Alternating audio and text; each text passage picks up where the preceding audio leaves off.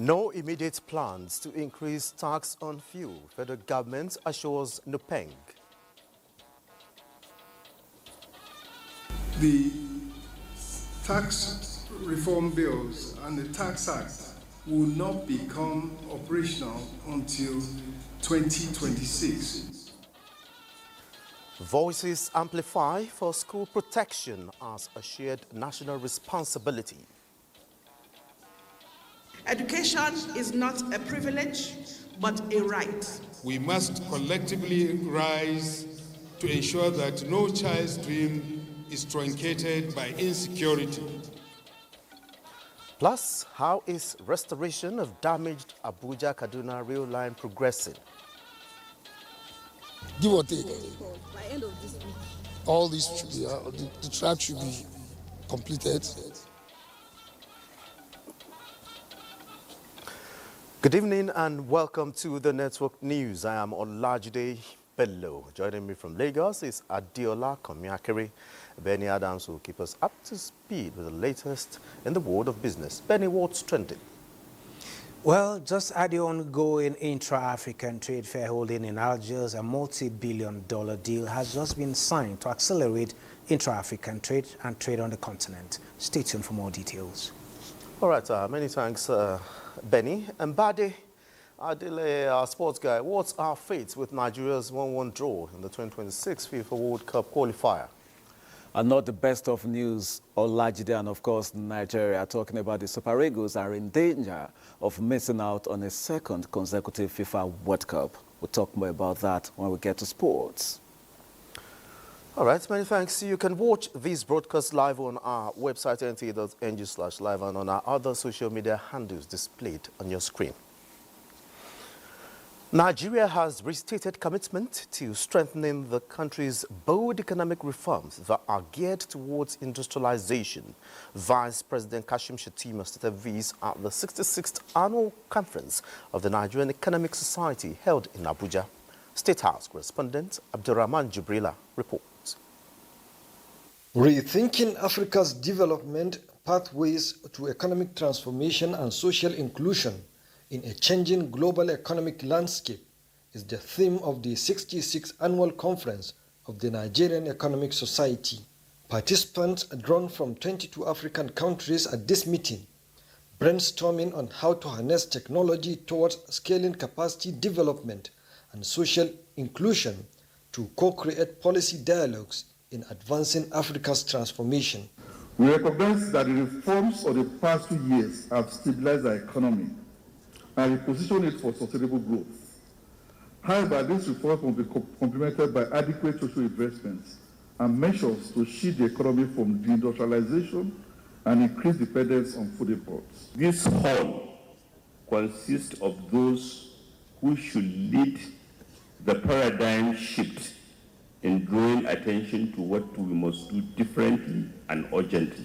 And luckily, they have the material because of what has been done in Nigeria in the last 2.5 years. The livestock sector today, I want to tell you, is the next crude oil after the crude oil.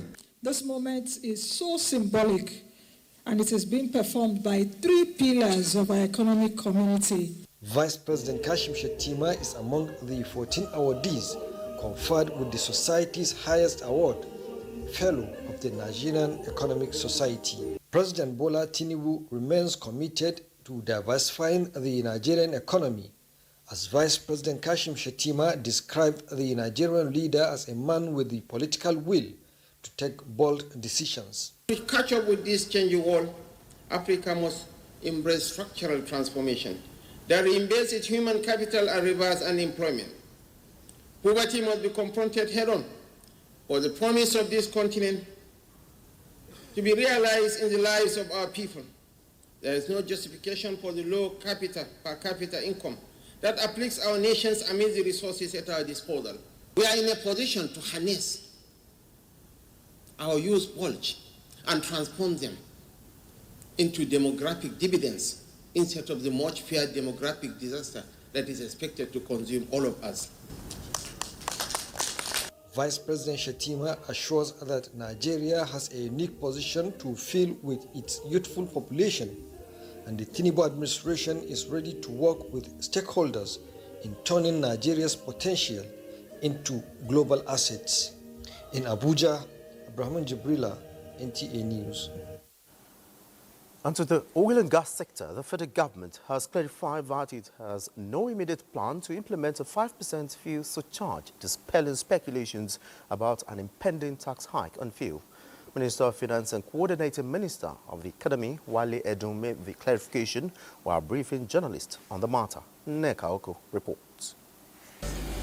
The clarification comes as part of efforts to address public concerns regarding provisions in the recently introduced Nigeria Tax Act 2025. The minister explained that the inclusion of the fuel surcharge clause in the act was solely for the purpose of harmonization and transparency within the tax framework and will not automatically take effect on 1st January 2026. Let me re-emphasize and underscore the following.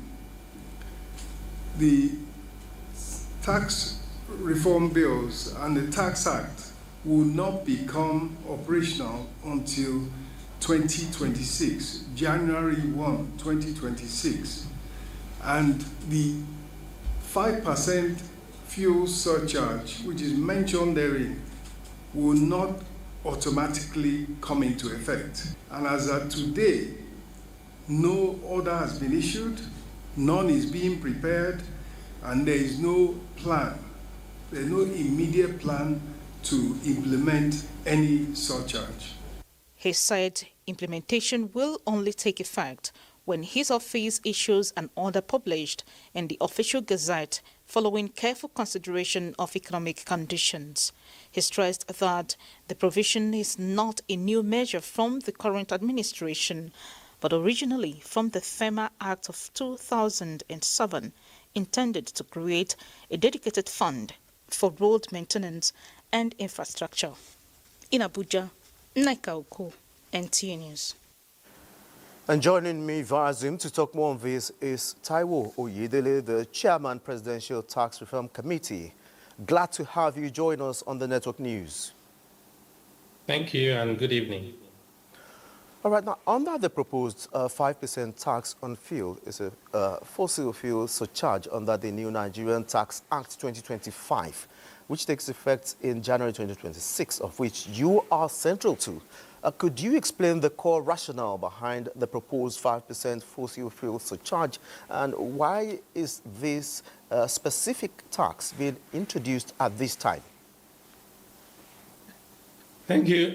Thank you very much. I think first and foremost, it's important to clarify, like the Honorable Minister of Finance and CME said, this is not a new tax that was being introduced by this government. It has always been in the Federal Road Maintenance Agencies Act since 2007, but it wasn't implemented. It's also not a tax that is being proposed. So it's not being proposed, because being proposed means something that wasn't there before.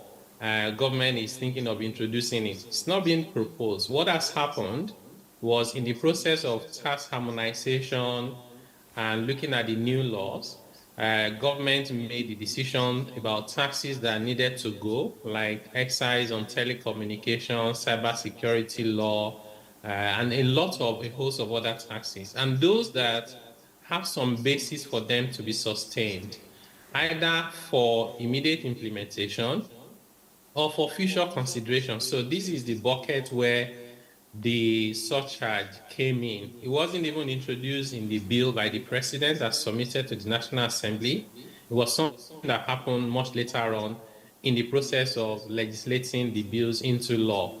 Now, this is a common practice around the world as one of the veritable ways of generating revenue dedicated to road infrastructure that we know can easily make travel safer, can cut down on travel time and travel costs, logistic costs, and therefore benefit the country and bring down prices. So I think it's more around how do you implement it in a way that does not affect pump prices. Maybe you have to deliberate about, exchange rates, appreciating, price of crude oil in the international market coming down before you can introduce. It might even be done in phases, so you don't see movement in the pump price, and then ensure there's a proper governance structure for every #1 collected from that source, whenever it is that is introduced, to be used for road infrastructure development. Okay, now, how does these tax fit into the broader strategy of the Presidential Fiscal Policy and Tax Reform Committee to simplify Nigeria's tax system and reduce tax burden on Nigerians? Yeah, great question. So one of the very clear mandates of our committee, as given to us by Mr. President, is to reduce the number of taxes and also harmonize how taxes are collected and administered, and ensure there's better transparency in how tax revenues are utilized. So part of that process was the reason that led to the fact that in the original law that introduced this surcharge in 2007, it was meant to be collected by the FEMA. FEMA was supposed to actually collect the tax. They should keep 40% and give 60% to the states. So as part of our harmonization, we said, well, FEMA should not be collecting taxes. They are not a tax agency. That if the time comes and it becomes appropriate to collect this tax, it should be collected by the Nigerian Revenue Service. So that is part of the harmonization of how it is administered. Then the other important thing that happened with these new tax laws is that this implementation cannot just happen, spontaneously. FEMA cannot just wake up one day and say, we are now collecting it. Like we've seen with cybersecurity, we've seen with custom collecting 4%. These were laws that were enacted before this government, and they were just being implemented, almost spontaneously. So the language in the tax law says, no, you cannot do that. Before we even implement this law, if at all, it has to be by an order issued by the finance minister and published in the official gazette, so that you cannot hide and just introduce a tax like that. So, right. When, for example, the TUC said they want to go on strike to reverse, and I said, what are you reversing? It hasn't been introduced. Why are you reversing it? Like the Honorable Minister said, this tax has not been introduced. There's no plan as of yet, and no order is being prepared to that effect. All right, many thanks, Mr. Taiwo Oyedele, the Chairman, Presidential Tax Reform Committee, for your thoughts on the network news. I know you have loads and loads of information for us. Many thanks for your thoughts. Thank you very much. Well, National Union of Petroleum and Natural Gas Workers has suspended its nationwide strike after Dangote Refinery accepted unionization of its workers. This was the outcome of a meeting between representatives of the federal government, the organized labor and Dangote Group, where they signed a memorandum of understanding that unionization can commence immediately and will be completed within 2 weeks. That the employer will not set up any other union and no employee of Dangote Refinery and petrochemicals will be victimized. Parties will revert to the Minister of Labor in 2 weeks' time on the level of implementation of the MOU. And heading to the National Assembly. The National Assembly has communicated Senator Natasha Akpoti that her resumption is not administrative but subjudice, as her suspension is pending before the Court of Appeal. The communication was in response to a letter to the clerk of the National Assembly from Senator Natasha for her intention to resume Senate duties, and her suspension period expires on the 4th of September. The acting clerk to the National Assembly, as directed, informed Senator Natasha that the suspension will be reviewed as soon as the judicial process on the matter is concluded. Senator Natasha was suspended for 6 months on the 6th of March 2025 for violating Senate standing rules with regards to sitting arrangement in the Senate chamber. The House of Representatives Committee on Land Transport has asked the Minister of Transportation, Said Kali, to appear before Parliament in 48 hours over the recent derailment of a Kaduna-bound train conveying 618 passengers. At a scheduled investigative hearing attended by the management of the Nigerian Railway Corporation, members of the House Committee expressed concern over the minister's absence. Lawmakers unanimously resolved to suspend the probe until the minister appears in person to respond to questions regarding the train derailment. We demand the presence of the Honorable Minister within 48 hours to appear before this Honorable House to account to Nigerians on the derailment, the recent devastating derailment between Abuja, Kaduna Rail. This meeting cannot really proceed, and it is not because we are not here. We are ready to go on with this process. We want to investigate the issues that have been happening, the incessant issues, threatening the lives of Nigerians concerning our railways. Thanks for being there, and we are not done yet with updates from the train derailments, as there are indications that the Nigerian Railway Corporation's words and corresponding actions will fast-track the restoration of the Abuja-Kaduna train services. Transport correspondent Ladibala has the latest on the efforts so far. Let's go to the report. The recent train derailment has disrupted the socio-economic lives of Nigerians who prefer the mode of transportation. However, progress is being made. The coast is becoming clearer, and the hope of getting the damaged rail lines fixed is heightened following efforts of the Nigerian Railway Corporation.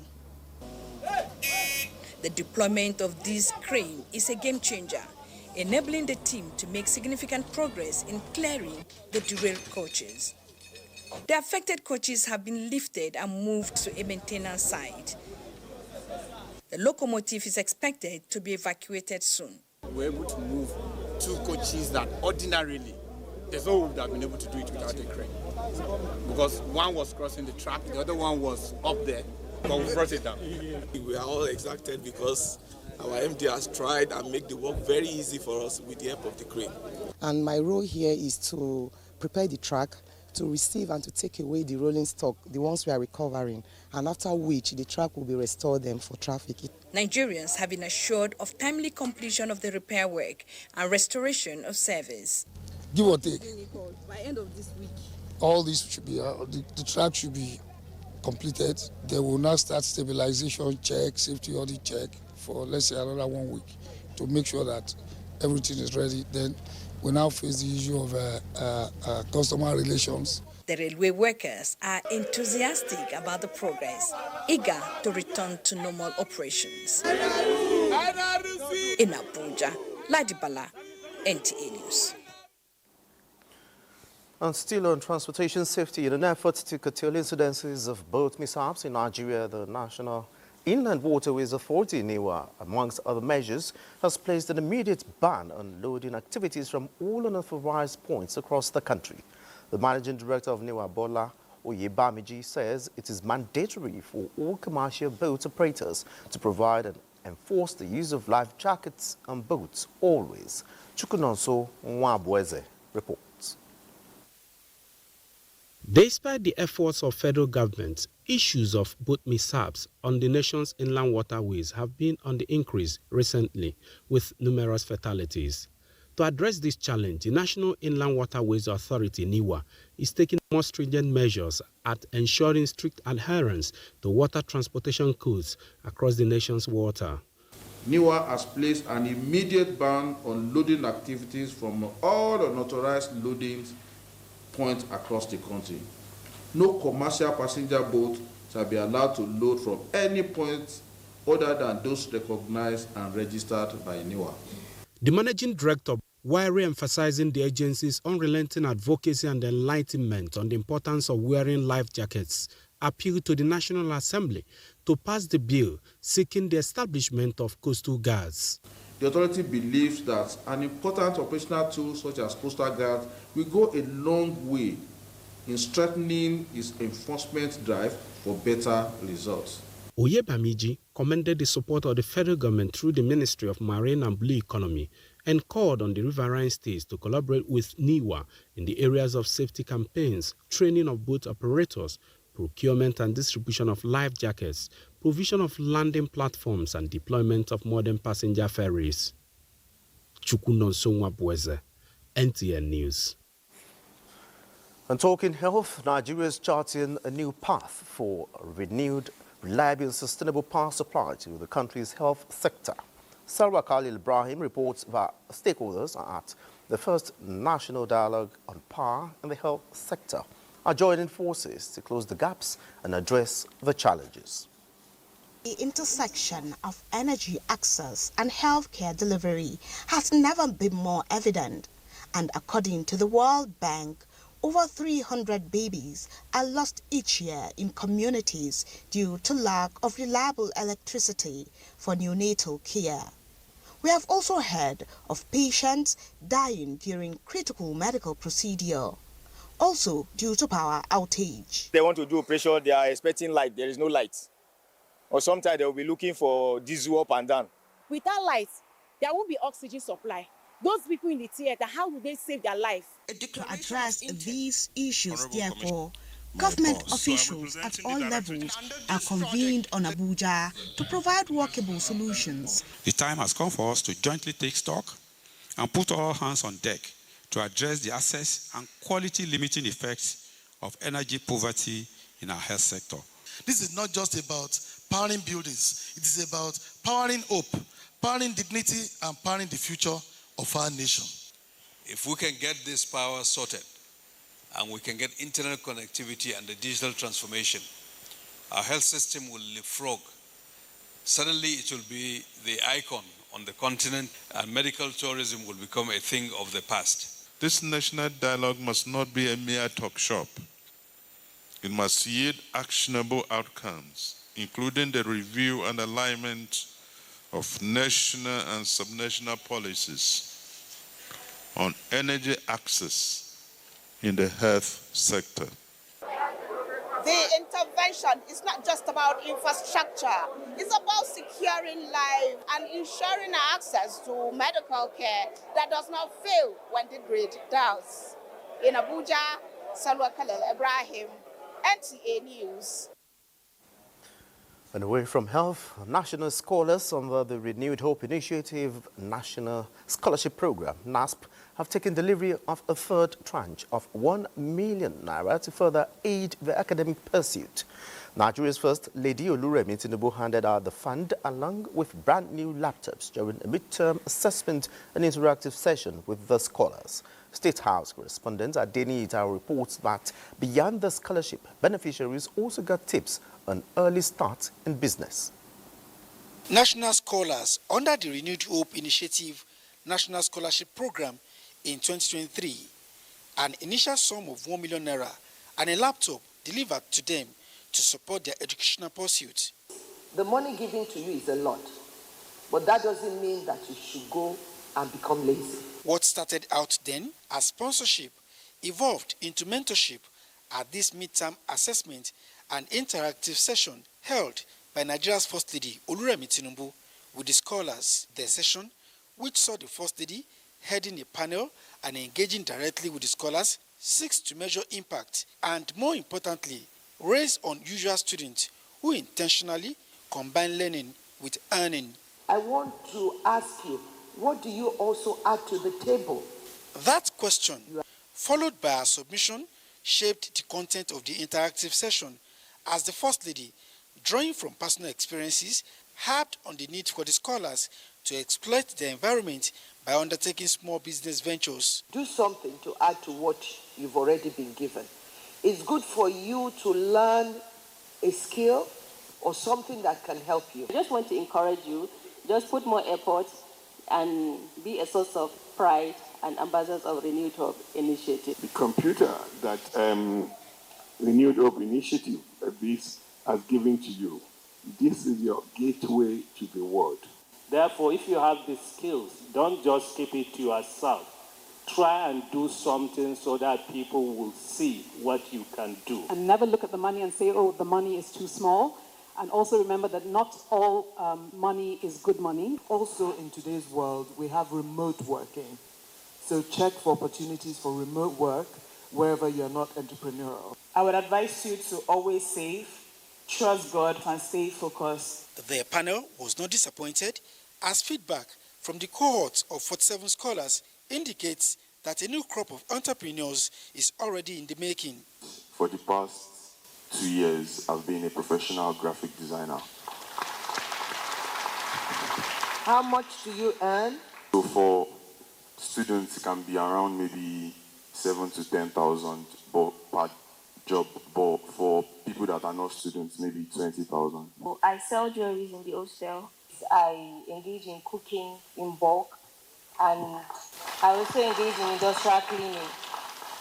That's what I do to support myself. And you sell to your fellow students too? Yes, ma'am. Very smart. Question and answer session soon gave way to another round of empowerment as the scholars received another 1 million naira, marking the third tranche in their scholarship from RHI, along with a brand new laptop, courtesy of National Information Technology Development Agency, NITDA.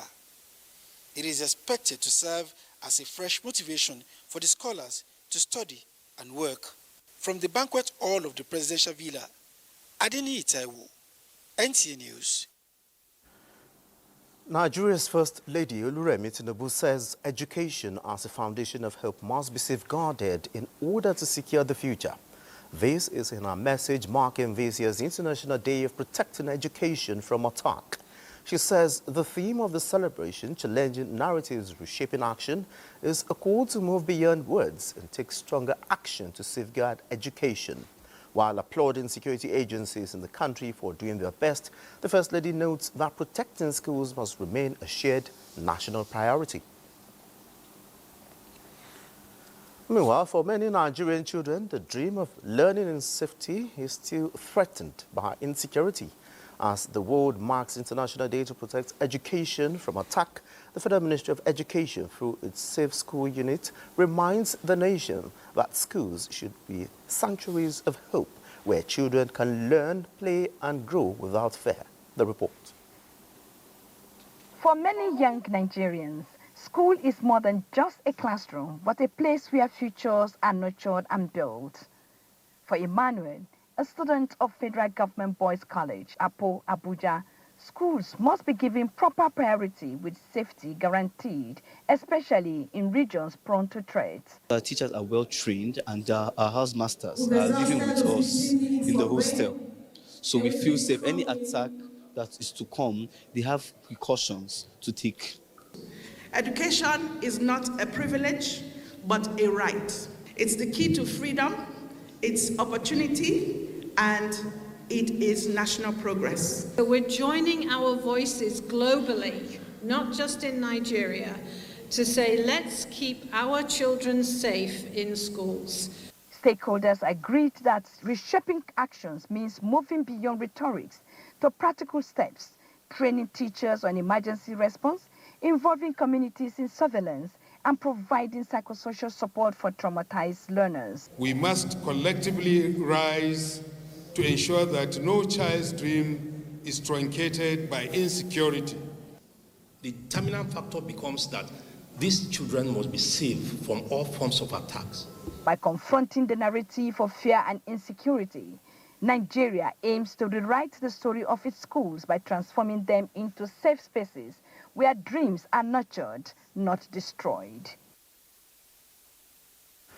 And away from the education sector, the Shuarin to Isari 28.9-kilometer road project in Jigawa State may soon be revoked following what authorities describe as poor performance and failure to meet contractual standards. This was when the state governor, Umar Namadi, paid an unscheduled visit to the site, expressing disappointment over the state of the road. Muhammad Musa Askira has details. The multi-billion naira project awarded in early 2023 at the cost of over 6.6 billion naira with a 12-month completion timeline is yet to reach even 50% completion nearly 3 years after commencement. During an inspection visit, Governor Umar Namadi expressed deep disappointment at the pace of work. The governor noted that despite government's commitments to infrastructure development, such delays were unacceptable and could no longer be tolerated. However, the site engineer attributed the setback setback to the rainy season, claiming it had hindered progress on the road construction. Governor Namadi warned that government will not hesitate to revoke the contract if the contractor fails to meet expectations and deliver quality work for the benefits of the people. It's almost 3 years, and the progress of the work is not satisfactory at all. And I think there is need. I have asked the contractor and the consultant and everybody to come to my office because we will not continue to tolerate this kind of sluggish work. And as of today I'm speaking, the contractor has no single certificate with us outstanding. So there is no reason why this work should not go. For the people of Shuari and Isari, among other villages along the road, the completion of the road remains a much-anticipated project that could ease transportation and boost economic activities in the area. Muhammad Musa Askira, NTA News. On time to join Adiola in Lagos for stories making the rounds from that zone. Good evening, Adiola. Good to see you.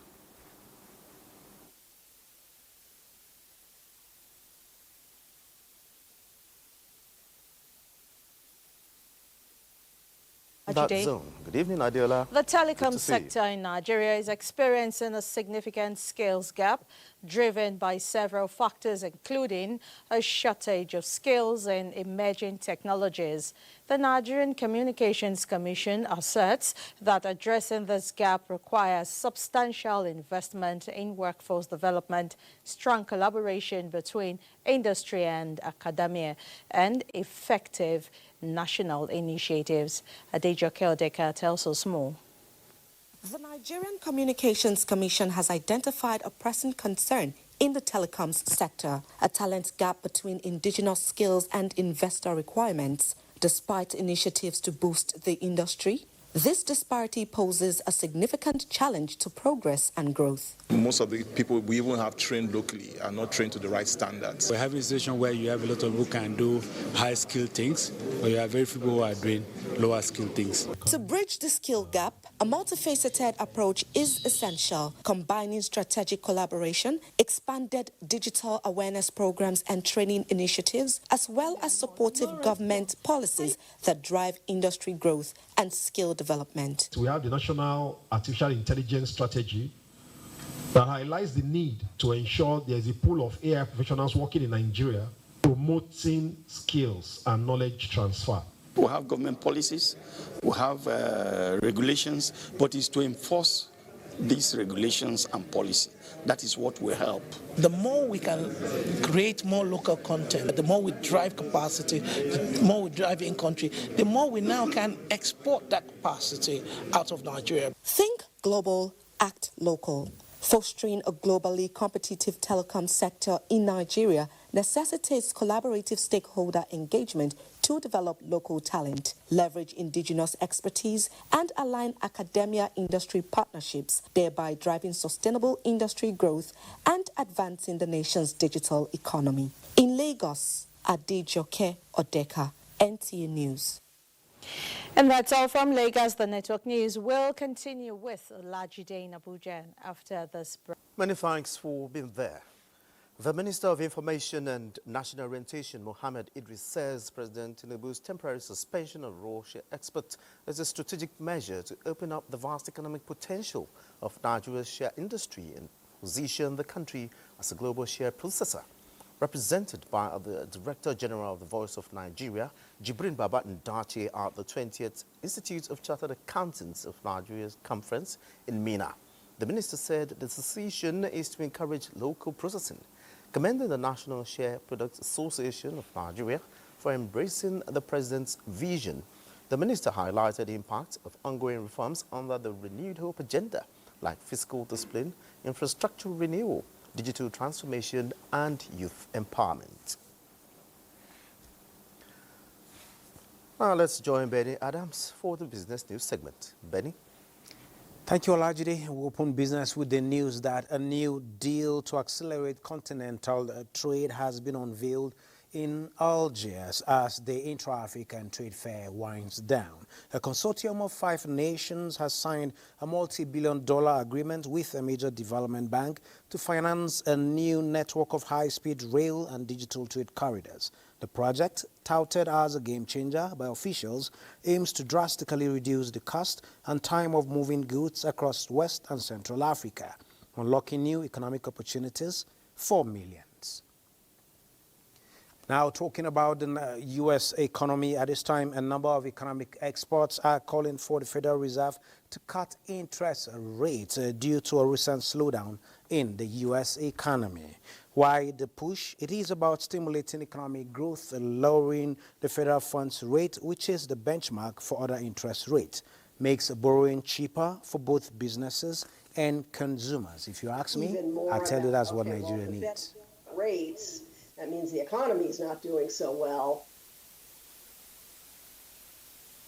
Look at the Nigerian equities market at this time. The market went bullish as investors gained 254 billion naira. The all-share index also appreciated by 0.29%. A total of 659.1 billion shares in 25,320 deals corresponding to a market value of 12.504 billion were traded. Today's data shows 30% decline in volume, 30% decline in turnover, and another 30% decline in deals. The current market capitalization is 88.5 trillion naira, and on the aggregate, 127 listed equities participated in trading, ending with 36 gainers and 19 losers. That is it on business at this time. Olajide. Many thanks, Benny. Moving on, and a bold step towards redefining security and strengthening trust between citizens and law enforcement agencies.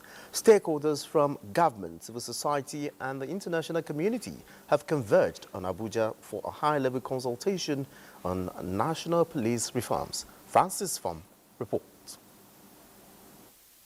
Across Nigeria, communities are demanding a policing system that is inclusive, accountable, professional, and people-centered. At the heart of today's gathering is the recognition that police reform is not just merely an academic exercise, but a cornerstone for ensuring public safety, upholding the rule of law, and strengthening the social contract between the Nigerian state and its citizens. Our primary function is to ensure strategic alignment and operational synergy across all reform activities. Backing reforms with credible legislation, funding, oversight, and a predictable review mechanism so that we're learning from our mistakes. Police reform is not a sprint, but a marathon. You must first be a good Nigerian before you can be a good policeman or woman. UNDP is very honored to be part of this journey of advancing Nigeria police force, police reforms and modernization efforts. It is an exciting time. Much has been achieved and much still lies ahead. Thanks for your attention. Speakers emphasized that the reform journey is a collective endeavor requiring the commitment of government. Francis Fom, NTA News. Another break beckons. The news continues in a moment. We're glad to know you're still there, and Global Update is next. Shigeru Ishiba has said that he will step down after less than a year in power, during which he lost his majority in both houses of parliament. Ruling party lawmakers in Japan prepared their bids to replace outgoing Premier Shigeru Ishiba on Monday, as financial markets recoiled on the political uncertainty and the possibility of his successor ramping up government spending. Ishiba recalled his brief tenure on Sunday, saying he was taking responsibility for bruising elections that saw his ruling coalition lose its majority in both houses of parliament amid voter anger over rising living costs. In Africa, Cote d'Ivoire's Constitutional Council has disqualified 2 prominent opposition figures from contesting the forthcoming presidential election. The disqualified candidates are former President Laurent Gbagbo and Tijani Thiam. Both candidates had submitted their formal bids as they challenged the 83-year-old incumbent. The council responsible for finalizing the candidate list approved 5 bids for the October 2025. The decision has heightened tensions in the West African nation, where several opposition leaders have already been sidelined by court rulings. Charles Alpha, NTA News. And over now to Badi Adile for sports updates. Badi. Many thanks, Olajide. Let's begin with football, and evidently it's about the Super Eagles of Nigeria, who earlier this evening played out a 1-0 draw with South Africa's Bafana Bafana in a World Cup qualifier. And of course, that further puts pressure on their qualification hopes. The match opened with a setback for Nigeria as captain William Troost-Ekong inadvertently scored an own goal in the 25th minute, giving South Africa the lead. Nigeria responded just before halftime through Calvin Bassey. And of course, despite chances on both ends in the second half, neither team could find a winner. South Africa remained top of Group C with 17 points, while Nigeria's path to the 2026 FIFA World Cup is now increasingly uncertain, with only 11 points from 8 matches. And playing it into a first half. 1-0 against South Africa. Looking for a strong ending to the first half. Likely working into the pylon. Ball in! Oh, it's 1-1. The remote cause had accumulated to put us in this position. And it's quite unfortunate. 1-1 draw is not good enough. We must really find those that are responsible and make a scapegoat out of them. It's quite disheartening, I must say, and it's troubling for we, the Nigerian fans, I must. Meanwhile, on a tense day in African World Cup qualifiers, Nigeria's group rivals Rwanda secured a crucial 1-0 victory over Zimbabwe to stay in the hunt, while the match between Benin Republic and Lesotho is just starting. In other results, Cameroon suffered a shock 1-0 away defeat to Cape Verde, a major blow to their Group D campaign. In Group A, Egypt were held to a goalless draw by Burkina Faso, missing a chance to take control. And in one of the day's most exciting matches, Senegal edged DR Congo 3-2 in a 5-goal thriller. The race to the 2026 World Cup is heating up with just 2 rounds of matches left. Of course, that does it on Sports Tonight. Let's return to Olajide. And of course, we're still hoping, somehow, there'll be a miracle for the Super Eagles.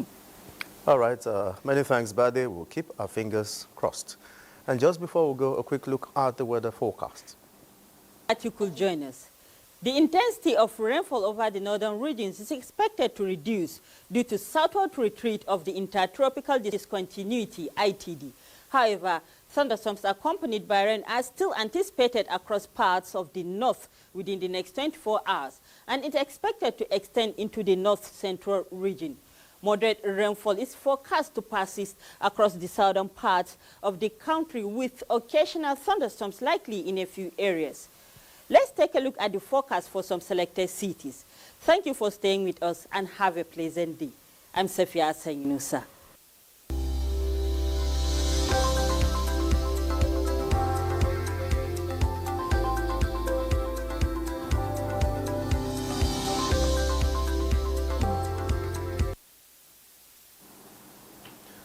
And that's it on the Network News. Many thanks for being a part of it. I am Olajide Bello.